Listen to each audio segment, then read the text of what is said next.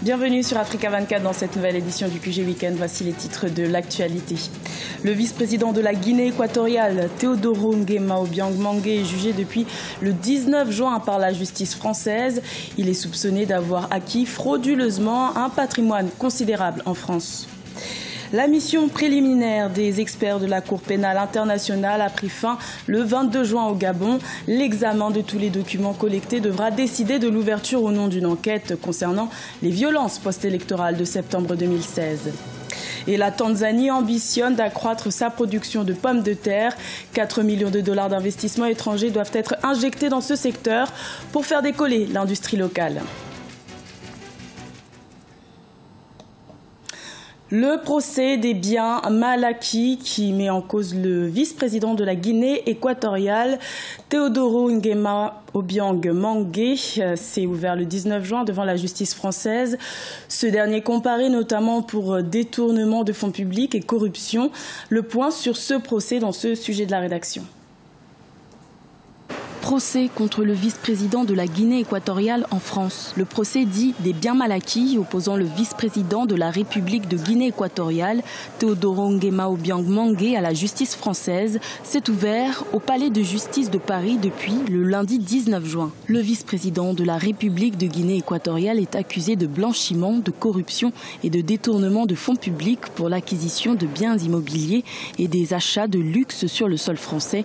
Au terme de plusieurs audiences, la justice tarde à apporter ses preuves, selon la défense de l'avocat. La justice française est manifestement incompétente pour connaître cette affaire. Pourquoi? Parce qu'on est devant un blanchiment qui est un délit de conséquence. Cela veut dire qu'il y aurait des délits qui sont commis ailleurs avec des répercussions en France.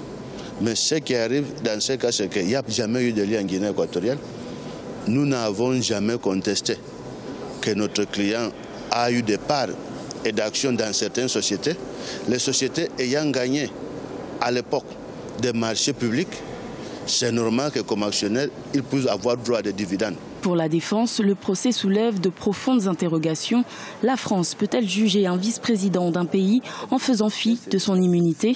L'objet du délit, les moyens financiers n'étant pas sur le sol français, les juges s'arrogent-ils un droit universel à juger des faits se déroulant dans un autre pays? Quelle est la réelle identité des accusateurs? Les membres de l'opposition au pouvoir en Guinée équatoriale, notamment ceux du parti CORED, jubilent et portent des accusations souvent sans lien direct avec le contenu précis de l'accusation. Nous sommes fiers et très contents de ce procès qui a démarré lundi 19 juin et que la justice sera faite.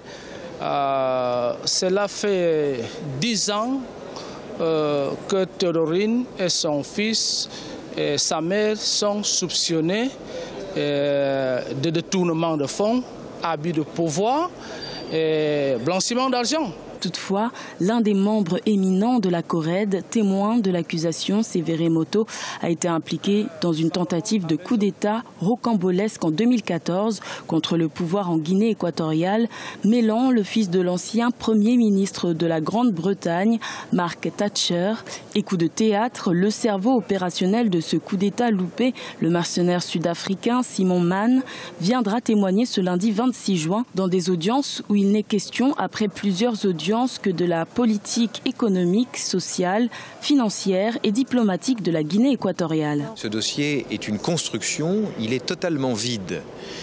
Si la question est de savoir si M. Nguema avait acheté un appartement, un immeuble à Paris, des voitures, dépensé des choses, la réponse est oui, il ne s'en est jamais caché, les voitures étaient immatriculées à son nom, il a déclaré les sommes aux impôts et l'argent provient principalement d'un compte bancaire ouvert à son nom en République de Guinée équatoriale. Il n'y a pas de paradis fiscal, il n'y a pas de offshore, les Panama Papers, tout ceci est totalement étranger à M. Nguema. Le procès, avec ses multiples rebondissements et témoignages, doit durer jusqu'au lundi 6 juillet. Au Gabon, la mission préliminaire des experts de la Cour pénale internationale a pris fin le 22 juin.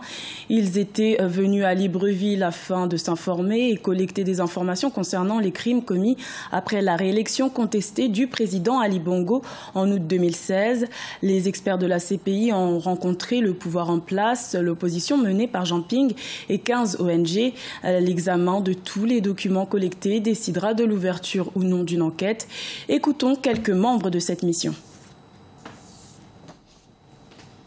Nous avons des méthodes et des procédures et nous devons suivre le statut de Rome qui a créé la CPI et le Gabon est à partie, c'est-à-dire de venir vérifier, recouper les informations que nous avons reçues du gouvernement, mais aussi de l'opposition, de la société civile par rapport à ces violences.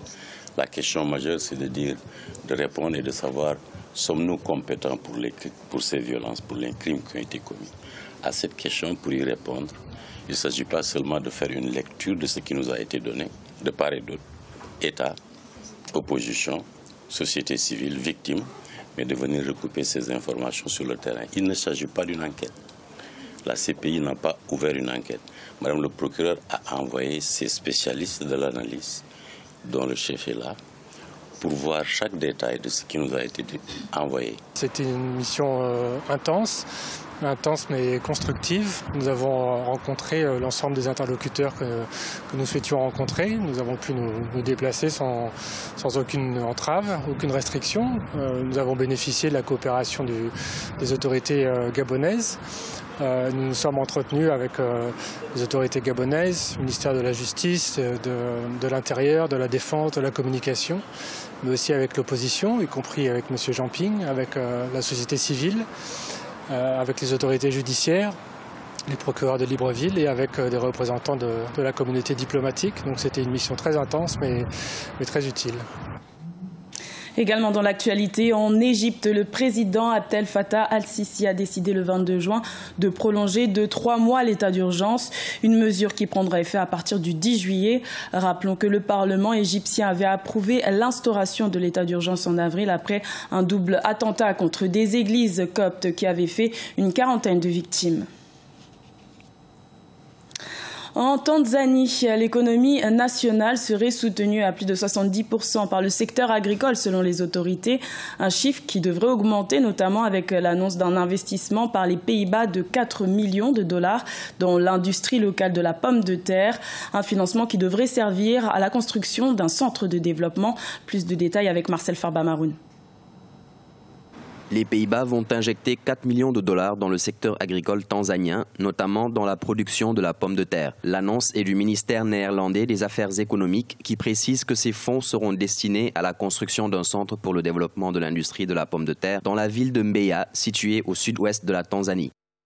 Ce centre peut avoir des retombées importantes sur la recherche et la formation. Il pourrait ainsi faire décoller l'industrie locale de la pomme de terre. En plus de ce soutien du gouvernement néerlandais à la Tanzanie, 9 compagnies actives dans le secteur aideront à la mise en place du Centre pour le développement de l'industrie de la pomme de terre. Les travaux pour la réalisation de cette infrastructure devraient s'achever fin 2017. Nous apporterons un soutien à tous les niveaux de la chaîne de valeur de l'industrie, de la production à la conservation, en passant par la transformation et la commercialisation. L'accroissement de la production des pommes de terre devrait générer d'importantes ressources financières au profit de l'économie rurale. Axée essentiellement sur l'agriculture et l'industrie minière, l'économie tanzanienne est, à bien des égards, typique d'un pays en voie de développement. Elle dispose d'une base industrielle peu compétitive. Concernant les Pays-Bas, ils font partie des 10 plus grands producteurs de pommes de terre au monde, avec une culture estimée à plus de 500 variétés de la fécule. La 4e édition du Carrousel de la mode s'est tenue du 15 au 18 juin à Pointe-Noire au Congo. Le plus grand festival de mode congolais a réuni plusieurs grands couturiers internationaux pour mettre en valeur la beauté et les créations africaines. Retour sur cet événement avec Deogracias Podo. La crise financière causée par la chute des matières premières sur le marché international, notamment le pétrole, a frappé de plein fouet l'économie du Congo. Mais malgré ce contexte économique difficile, le secteur de la mode maintient son évolution grâce à la détermination de certains promoteurs. Illustration à Pointe-Noire lors de l'édition 2017 du Carrousel de la mode, l'un des plus grands rendez-vous du design et de la créativité en Afrique centrale. On a eu la première édition en 2006 et la deuxième édition en 2007. J'ai voulu continuer ma passion ici et je me suis donné pour objectif de faire changer les visions ici, de faire parler de la culture, de l'artisanal, de la mode. On a eu 2 fois plus de stylistes, 2 fois plus de personnes qui se sont intéressées. Pour moi, c'est une satisfaction. Et en plus, au niveau des jeunes couturiers, on sent le perfectionnisme qui commence à venir. Entre autres activités au menu de cette édition 2017 du Carrousel de la mode, un concours de jeunes talents, coiffeurs, mannequins et créateurs et surtout une soirée de défilé couplée à une cérémonie de récompense. Le projet est ambitieux. Il obtient chaque année la confiance de plus en plus de personnalités du monde de la mode sur le continent, voire au-delà. Ça a été une surprise pour moi. La soirée, elle était bonne. Au début, elle était stressante. Maintenant, là, ça va avec les filles, avec tout le monde. Ça s'est très bien passé. En tout cas, je suis très émue. Les mannequins ont été très bien habillées. Elles ont bien défilé. Et en gros, la cérémonie a été vraiment une réussite. Le Carrousel de la mode est un projet de promotion féminine et artistique des acteurs et actrices du secteur de l'art vestimentaire sur le continent. Il est porté par une ancienne mannequin et créatrice de mode d'origine burkinabé. Si le rendez-vous 2017 a réuni des créateurs venus du Burkina Faso, du Cameroun, de la Côte d'Ivoire, du Gabon, du Sénégal, du Liban, de la France, de l'Italie et du Congo, la 5e édition s'annonce plus grandiose et devrait se tenir courant mai 2018.